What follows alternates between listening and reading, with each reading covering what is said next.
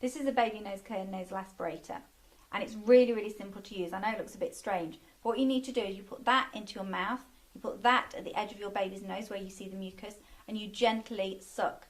What will happen is all the mucus is collected into here, and you see the little filter. That means that nothing goes into your mouth, so please don't worry about that. Really easy to wash. You just wash it with warm soapy water. And time again, so many parents have said to me, it's brilliant, it's a lifesaver, and that's what they really, really need every time their baby has a cold. So what I'm going to do is I'm going to hand you over to Helen and Ava, and Helen is going to show you how to use it on Ava and show you how simple it is and how it really eases congestion, because Ava's got a cold at the moment, so she's not very happy. Put the mouthpiece in your mouth and hold. Then put the bulb end at the baby's nostril and target visible mucus. You can do this one-handed, so the other hand is free to secure and comfort your baby. Then simply suck and the congestion will collect in the sealed chamber behind the filter.